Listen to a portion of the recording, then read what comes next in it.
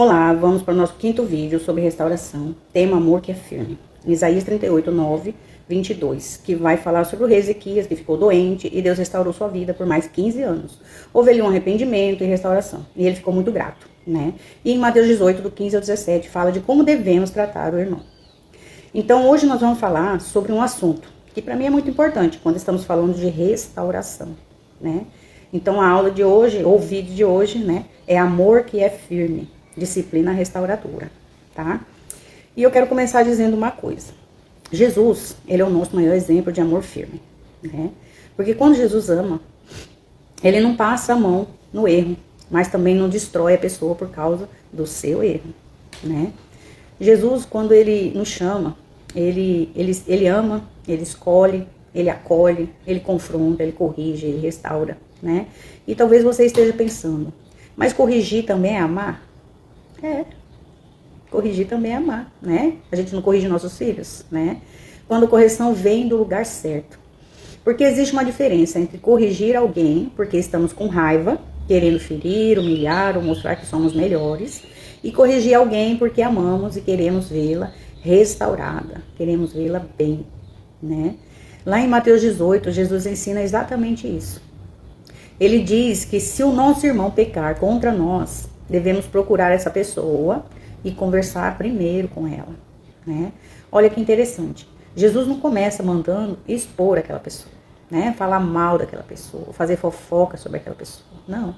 Ele começa dizendo, vai até lá, converse com ela, né? Isso é amor. Mas é também verdade. Porque quem ama de verdade não consegue simplesmente assistir alguém se destruindo e dizer que está tudo bem, né? Às vezes amar é abraçar, às vezes amar é ouvir, amar é perdoar, né? Mas às vezes amar é dizer eu amo você, mas isso que você está fazendo não está certo, né? E eu não quero fingir que está tudo bem, porque eu quero ver você bem, né? A gente faz isso com nossos filhos, né? Ou com um amigo que está precisando da gente. Isso é amor de verdade, né?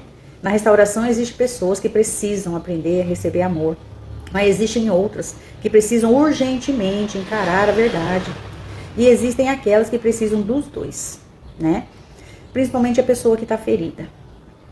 Essa pessoa que passou por muito tempo vivendo em meio à dor, né? Ela pode começar a acreditar em mentiras sobre ela mesma. Eu não tenho valor, né? Ninguém vai me amar. Eu sou assim mesmo, né? Eu sou pequenininha, sou fraquinha. Não tem jeito mais pra mim. Todo mundo vai me abandonar, né? E depois de tanto tempo acreditando nessas coisas, ela pode até se tornar especialista em enganar a si mesma. E também as outras pessoas, né? Dizendo para as outras pessoas que tá tudo bem. Sempre tá tudo bem, né? Ela nunca tem problemas. Então ela aprende a esconder essa dor, né? Aprende a fingir que tá tudo bem. Aprende a criar mecanismo para se proteger, né? É uma fuga. E às vezes ela nem sabe mais o que é verdade e o que é mentira. Ela aprendeu durante a caminhada a viver dessa forma, né? E por isso quem trabalha com restauração precisa entender, né? Ou nós que vamos buscar restauração automaticamente para nós mesmos, né? Essa pessoa precisa de amor, mas também precisa de verdade. Só amor sem verdade pode manter a pessoa presa, né? E verdade sem amor pode ferir ela ainda mais. Então a verdade precisa ser entregue nas mãos do amor, né? Pelas mãos do amor. Então Jesus que fazia isso, né? Ele faz isso por nós. Ele olha para nós com misericórdia, mas não, a gente não tem que ter medo de confrontar, né? E ele não tinha medo de confrontar as pessoas, né? Um exemplo prático que às vezes eu gosto de dar exemplo, né? Pensa numa plantinha, né? Quando ela tá fraca, ela não aguenta ficar ali de pé, né? Sozinha. A gente vem, pega umas estacas, né? Coloca em volta, né? Porque pode vir um vento forte e ela cair. Então a gente põe essas estacas, amarra ela, né? E a estaca não vai crescer no lugar da planta. Ela aprende a dar sustentação, né? Enquanto a planta cria força, cria uma raiz. E sabe o que isso ensina? Nós também precisamos de pessoas, né? Nós não podemos andar sozinhos. Tem momentos em que estamos tão fracos que precisamos de alguém caminhando ao nosso lado. Alguém que nos ajude, alguém que ore conosco, alguém que nos diga a verdade, alguém que diga não desista. Você consegue, isso precisa mudar, vamos caminhar juntos, né? Mas existe um detalhe importante. A cada estaca que a gente coloca, né? ela não tem que sustentar a gente para sempre. A gente tem que aprender a caminhar sozinho, né? A planta, ela precisa criar raiz. Nós precisamos criar raiz, né? Nós precisamos crescer. E é assim também na nossa vida espiritual. A disciplina restauradora começa de dentro para fora. Nós precisamos crescer em autodisciplina e autocontrole. Precisamos aprender a dizer não para aquilo que nos destrói. Precisamos aprender a controlar nossas palavras, nossa reação, nossos desejos, nossas escolhas, né? Não é simplesmente alguém ficar atrás de nós dizendo o que a gente deve fazer. A gente não tem que ser marionete de ninguém, né? O inimigo, ele faz isso com a gente. Ele faz a gente como marionete, né? E é chegar ao ponto em que o Espírito Santo trabalha dentro de nós. E nós começamos a escolher aquilo que agrada a Deus, mesmo quando ninguém está olhando. Isso é crescimento, isso é maturidade, né? Disciplina não é punição. É o querer viver melhor, né? E eu quero que você guarde isso. A disciplina de Deus, bíblica, não tem como objetivo punir. Ela tem como objetivo restaurar. Tirar você de onde você está.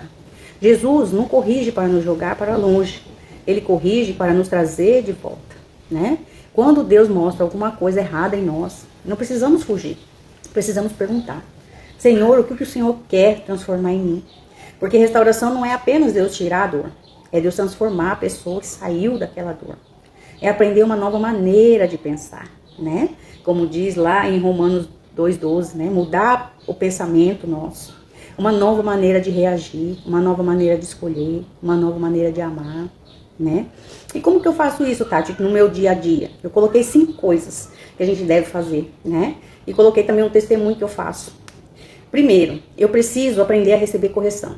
E para receber correção, eu preciso ter um coração ensinável e quebrantado, né? Eu preciso querer realmente viver a palavra de Deus. E não apenas ouvir aquilo que é bonito ou aquilo que concorda comigo, né?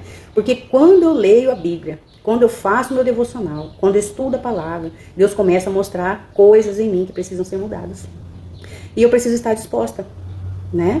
A dizer ao Senhor, eu quero aprender, Pai. Eu quero mudar. Eu quero viver a Tua palavra. Nem toda correção é rejeição, tá? Às vezes, a correção é uma ferramenta que Deus usa para nos proteger e nos fazer crescer. Segundo, aprenda a falar a verdade com amor. E aqui existe uma coisa muito importante. Quem está de fora, muitas vezes consegue enxergar melhor, né? Às vezes, estamos tão envolvidos naquela situação que não conseguimos perceber, né, o que está acontecendo. Aquilo que uma pessoa de fora consegue ver claramente, né? Não é fofoca, mas é uma ajuda, né? Um amigo maduro, alguém que ama você de verdade, pode enxergar uma coisa que você não está conseguindo enxergar. E se eu tenho um coração quebrantado e ensinável, eu não vou simplesmente rejeitar aquela palavra. Eu vou parar, vou analisar, vou pensar. Será que Deus está usando essa pessoa para me mostrar alguma coisa? Né? Quando a gente tem uma outra mentalidade, a gente pensa dessa forma. Isso é maturidade. Não é aceitar qualquer opinião. É levar aquilo para a presença de Deus e conferir tudo na palavra, né? Como eu já disse em vídeo anterior. Porque a nossa referência não é o que eu acho, não é o que eu sinto. A nossa referência é aquilo que Deus disse, tá? Terceira, pare de alimentar aquilo que você sabe que precisa mudar. Pare de dar desculpa, pare de enrolar, pare de justificar aquilo que Deus já mostrou, que precisa ser transformado. Às vezes nós sabemos exatamente o que está errado em nós, mas ficamos adiando a mudança. Depois eu resolvo, quando der eu faço, quando eu estiver melhor eu mudo. É porque fizeram isso comigo, né? A vítima, né? Eu sou assim mesmo. Não viva dessa forma. Chega uma hora em que precisamos parar e ir direto ao foco. Mudança e transformação.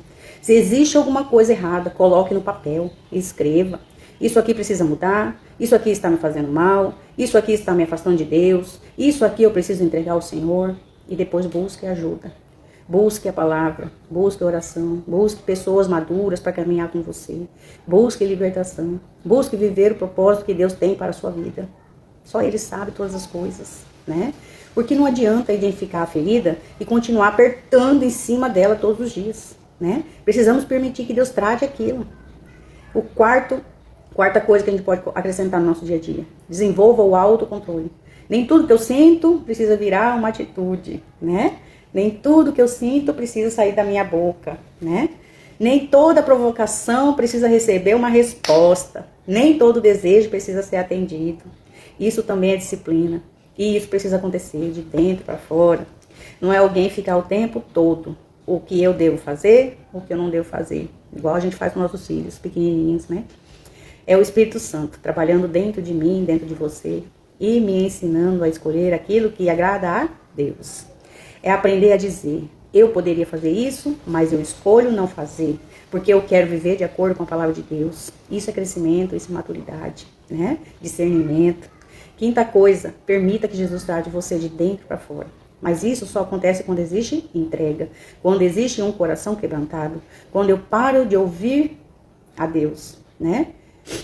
Quer dizer, quando eu paro para ouvir o que Deus quer para minha vida, né? Quando eu leio a palavra todos os dias, quando eu faço meu devocional, quando eu separo um tempo para estar com Deus, porque não existe transformação verdadeira sem relacionamento com o Pai. Não vai existir, né?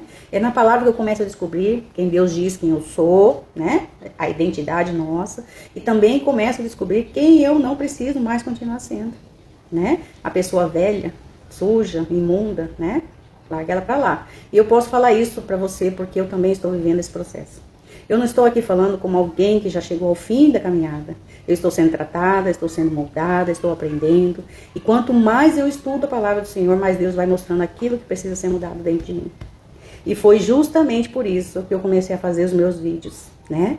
E eu estou falando com você sobre aquilo que Deus também está tratando em mim. Então, é possível. É verdadeiro, né? Eu estou compartilhando aquilo que eu estou aprendendo, né? Deus me ensina, eu venho aqui e ensino você. Aquilo que está ajudando a ser restaurada dentro de mim, né? E se aquilo que Deus está fazendo em mim puder ajudar outra mulher, outro homem, outra pessoa, né? A dar um passo em direção à restauração, então a minha história também passa a servir ao propósito de Deus, né? Isso é testemunho. Não é dizer, olha o que eu sou perfeita, né? É dizer o que Deus está fazendo em mim. E eu quero que você não tenha medo do processo, né? Porque caminhar com Jesus não significa que nunca mais teremos problemas. Nós vamos passar por tribulações, porque está escrito na palavra do Senhor. Vamos enfrentar dias difíceis, porque está escrito na palavra do Senhor. Vamos chorar, Jesus chorou. Vamos ter momentos em que não vamos entender o que está acontecendo. Mas Jesus prometeu, e está escrito, né? Estar conosco todos os dias. Nós nunca estamos sozinhos. E uma vida restaurada não é uma vida que foi restaurada uma vez e acabou. Restauração é caminhada, é todos os dias. É todos os dias escolher Jesus. É todos os dias voltar à palavra de Deus. É todos os dias permitir que Deus examine o nosso coração. É todos os dias aprender. É todos os dias abandonar aquilo que não combina mais com a vida que Deus quer para nós, né? É algo muito emocionante, me emociono muito quando eu falo essas coisas que Deus tem feito, né? E eu aprendi uma coisa, a libertação também é caminhada, né? É caminhar todos os dias com Deus, é permitir que Ele vá tirando de nós aquilo que não pertence a nós, né? Aquilo que nos prende, as coisas ruins da vida, é trocar a mentira pela verdade, é trocar o velho pensamento pela palavra de Deus, é trocar velhos comportamentos por novas atitudes, porque não é o que eu acho sobre mim, não é o que as pessoas disseram sobre mim, não é aquilo que eu penso sobre mim, é aquilo que Deus pensa e diz a meu respeito. E quando a palavra de Deus começa a entrar na nossa mente, no nosso coração e nas nossas atitudes, algumas coisas começam a mudar.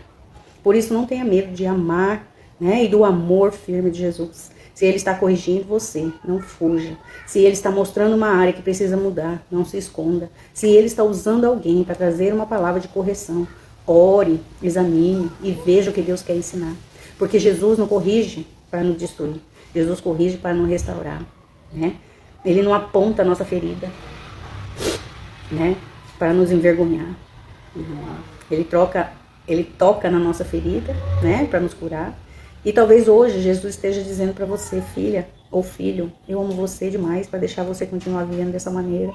Então abra o seu coração, receba a verdade, permita a correção do Senhor, volte para a palavra de Deus, busque ajuda, caminhe com pessoas que possam fortalecer você e deixe Jesus fazer aquilo que ninguém mais pode fazer. Ninguém, nem outro ser pode fazer. Só Ele pode fazer, né? Porque Ele é caminho, verdade e a vida. Transformar você de dentro para fora.